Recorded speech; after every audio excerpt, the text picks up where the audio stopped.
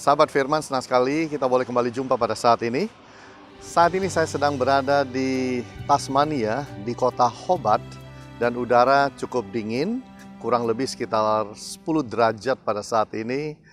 Dan saya ingin bacakan satu ayat untuk semua kita di dalam Markus pasal yang ke-8, ayat yang kedua, dan berkata, "Hatiku tergerak oleh belas kasihan kepada orang banyak. Sudah 3 hari mereka mengikuti aku dan mereka tidak mempunyai makanan."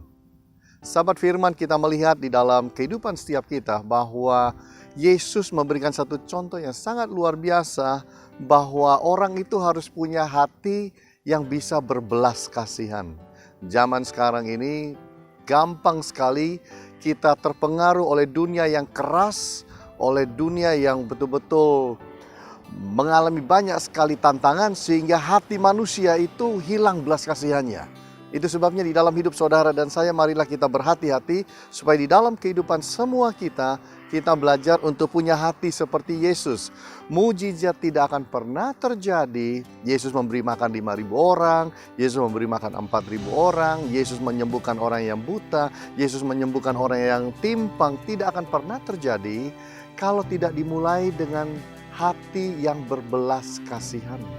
Di dalam kehidupan saudara dan saya, ketika kita menjadi orang Kristen yang hilang belas kasihan, maka tidak akan pernah ada tindakan-tindakan baik, tindakan-tindakan penuh kasih, tindakan-tindakan yang bisa memberkati. Disinilah kita belajar bagaimana pentingnya kita menjaga hati kita supaya tetap ada yang namanya compassion, belas kasihan, supaya hidup saudara dan saya kita boleh melihat bahwa ketika kita punya belas kasihan, kuasa Tuhan bekerja, kasih Tuhan bekerja, kebenaran Tuhan bekerja, mendukung kita sehingga sesuatu bisa terjadi bagi hidup orang lain.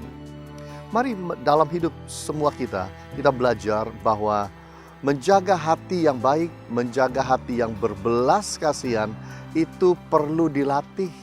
Kita harus melatih hati kita, hidup kita, diri kita setiap hari, supaya kita bisa selalu timbul dan muncul belas kasihan dalam diri kita.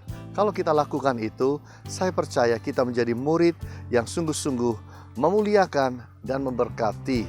Dan Tuhan pasti senang dengan hidup kita. Tuhan Yesus menyertai berkati kita semua. Haleluya. Amin.